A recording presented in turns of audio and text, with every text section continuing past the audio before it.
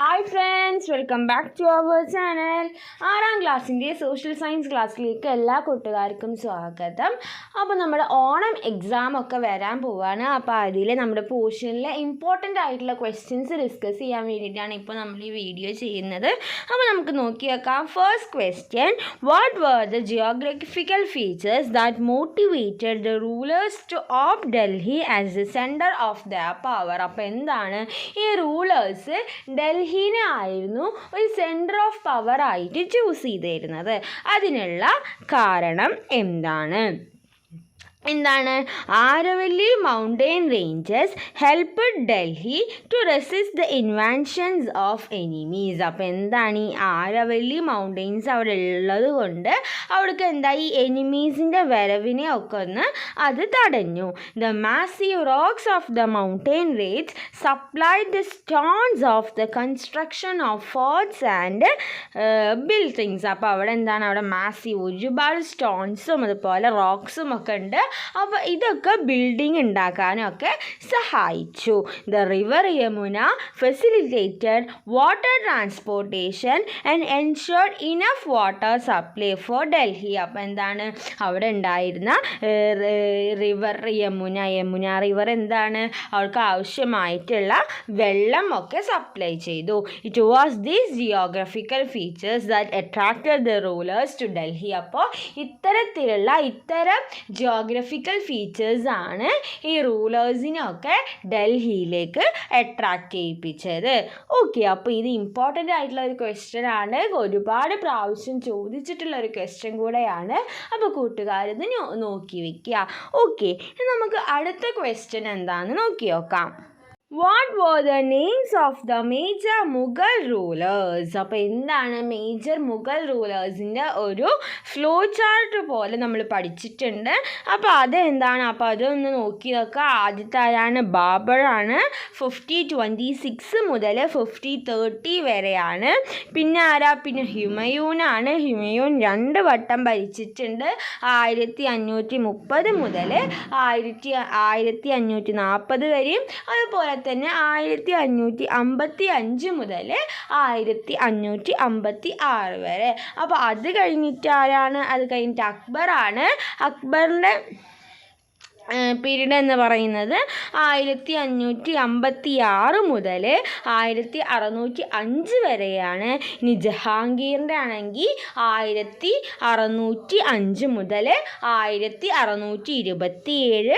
ഇനി ഷാജഹാന് 1627 മുതൽ 1658. ഇനി ഔറംഗസീബ് 1658 മുതൽ 1707. അപ്പോൾ റൂളേഴ്സിൻ്റെ കാര്യം മാത്രം ചോദിച്ചാൽ ബാബർ, ഹുമയൂൺ, അക്ബർ, ജഹാംഗീർ, ഷാജഹാൻ, ഔറംഗസീബ് എന്ന് എഴുതുക. അവരുടെ പീരീഡ് കൂടെ ചോദിച്ചാൽ മാത്രം അവരുടെ പീരീഡ് എഴുതിയാൽ മതി. ഓക്കെ, നമുക്ക് നെക്സ്റ്റ് ക്വസ്റ്റ്യൻ എന്താണെന്ന് നോക്കി നോക്കാം. ഇനി അടുത്ത ചോദ്യം, write a short note on Chola kingdom. Chola കിങ്ഡത്തിനെ കുറിച്ചിട്ട് ചെറിയൊരു നോട്ട് പ്രിപ്പയർ ചെയ്യുക. The Chola dynasty became powerful by CE 9th century. അപ്പോൾ CE 9th centuryയിലാണ് ഈ ചോള ഡൈനാസ്റ്റി പവർഫുൾ ആയത്. Rajaraja Chola and Rajendra Chola were the prominent Chola rulers. അപ്പോൾ ഈ ചോള റൂളേഴ്സിൽ പ്രോമിനൻ്റ് ആയിട്ടുള്ള ചോള റൂളേഴ്സ് ആരൊക്കെയാണെന്ന് പറയുന്നത്? രാജരാജ ചോളയും അതുപോലെ തന്നെ രാജേന്ദ്ര ചോളയും. The Chola had a powerful navy. അപ്പോൾ ഈ ചോളക്കാർക്ക് പവർഫുൾ ആയിട്ടുള്ള ഒരു നേവി കൂടെ ഉണ്ടായിരുന്നു. The influence of the Chola was extended even to countries like Malaysia and Indonesia in islands. അപ്പോൾ ഈ ചോള ഡൈനാസ്റ്റി എങ്ങോട്ടൊക്കെ വളർന്നു? എക്സ്റ്റെൻഡ് ചെയ്തു മലേഷ്യക്കും അതുപോലെ തന്നെ ഇന്തോനേഷ്യൻ ഐലൻഡിലേക്കൊക്കെ വ്യാപിച്ചു. ഇനി അടുത്ത question, write or short note on Maratha kingdom. Maratha കിങ്ഡത്തിനെ കുറിച്ചിട്ട് ഒരു ചെറിയൊരു നോട്ട് പ്രിപ്പയർ ചെയ്യുക. It was in CE 16th century that the Marathas became a prominent power. അപ്പോൾ എത്രയാണ്? 17th centuryയിലാണ് ഈ മറാത്തക്കാർക്ക് ഇങ്ങനെ പവറൊക്കെ കിട്ടിയത്. The geographical features of the region helped the growth of the Marathas. അപ്പോൾ ഇവരുടെ ജോഗ്രഫിക്കൽ ഫീച്ചേഴ്സ് കാരണം ഇവർക്ക് വളരാനായിട്ട് ഒരുപാട് സഹായിച്ചിട്ടുണ്ട്.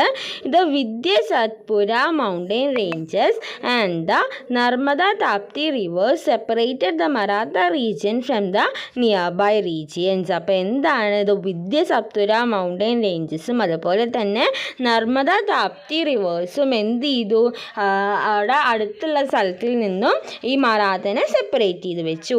This geographical features offer natural protection to it. മാത്രമല്ല ഇത് നാച്ചുറൽ ആയിട്ടുള്ള ഒരു പ്രൊട്ടക്ഷൻ കൂടെ കൊടുത്തു. The Marathi languages and literatures instilled a sense of unity among the Marathas. അപ്പോൾ ഈ മറാത്തൻ ലാംഗ്വേജസും അതുപോലെ ലിറ്ററേച്ചറും ഒക്കെ എന്തുണ്ടാക്കി, ഈ മറാത്തക്കാരുടെ ഇടയിൽ ഒരു സെൻസ് ഓഫ് യൂണിറ്റി, ഒരു ഐക്യം ഉണ്ടാക്കാനായിട്ട് സഹായിച്ചു. ഇനി അടുത്ത question, what are the steps taken by the rulers for the progress of agriculture? ഈ അഗ്രികൾച്ചറിൻ്റെ പ്രോഗ്രസ്സിന് വേണ്ടി റൂളേഴ്സ് എടുത്ത സ്റ്റെപ്സ് എന്തൊക്കെയാണ്? Arranged irrigation facilities. എന്താണ് ഇറിഗേഷൻ ഫെസിലിറ്റീസ് അറേഞ്ച് ചെയ്തു. Supplied seeds. എന്താണ് സീഡ്സ് ഒക്കെ സപ്ലൈ ചെയ്തു.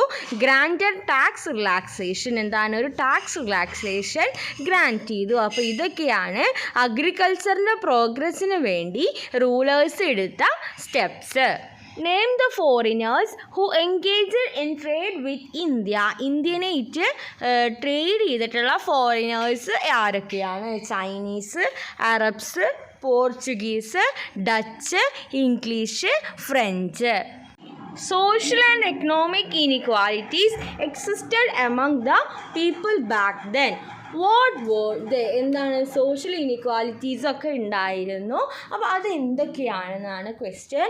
അപ്പോൾ നോക്കി നോക്കാം എന്തൊക്കെയായിരുന്നു. Social status was determined on the basis of caste, occupation and health. അപ്പോൾ ഒരാളുടെ സ്റ്റേറ്റസ്, സോഷ്യൽ സ്റ്റേറ്റസ് അളന്നിരുന്നത് എങ്ങനെയാണ്? കാസ്റ്റിൻ്റെ ബേസിലും ഒക്യുപ്പേഷൻ്റെ ബേസിലും വെൽത്തിൻ്റെ ബേസിലുമായിരുന്നു.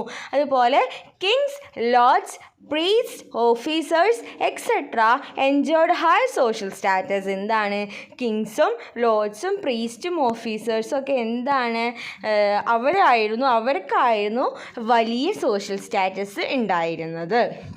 ഇനി those who engaged in agriculture and handicraft belong to lower social strata. അപ്പോൾ ആരൊക്കെയാണോ അഗ്രികൾച്ചറിലും അതുപോലെ തന്നെ ഹാൻഡിക്രാഫ്റ്റ്സിലും ഒക്കെ ഇൻക്ലൂഡ് ചെയ്തതെന്ന് വെച്ചാൽ അവരായിരുന്നു ഏറ്റവും സോഷ്യൽ സ്റ്റാറ്റസിൽ അടിയിൽ തട്ടിലുള്ളവർ. ഇനി each caste had its own customs and rituals. ഓരോ കാസ്റ്റിനും അതിൻ്റേതായ കസ്റ്റംസും റിച്വൽസും ഉണ്ട്. Evil customs like the sati and child marriage prevailed. എന്താണ് ഈവിൽ കസ്റ്റംസായ സതിയും ചൈൽഡ് മാരേജും ഒക്കെ ഉണ്ടായിരുന്നു. ഓക്കെ, അപ്പോൾ ഇതൊക്കെയാണ് നമ്മുടെ സോഷ്യൽ സയൻസിലെ 6ാം ക്ലാസ്സിൻ്റെ സോഷ്യൽ സയൻസിൻ്റെ ഓണം എക്സാമിന് വരാൻ ചാൻസ് ഉള്ള ഇമ്പോർട്ടൻ്റ് ആയിട്ടുള്ള ക്വസ്റ്റ്യൻസ്. ഓക്കെ, അപ്പോൾ കൂട്ടുകാർ ഈ ക്വസ്റ്റ്യൻസൊക്കെ എന്ത് ചെയ്യണം, നന്നായി നോക്കിയിട്ട് വേണം പോവാനായിട്ട്. അപ്പോൾ ഇത്രയും പറഞ്ഞ കാര്യങ്ങൾ കൂട്ടുകാർക്ക് യൂസ്ഫുള്ളായെന്ന് വിചാരിക്കുന്നു. Thanks for watching.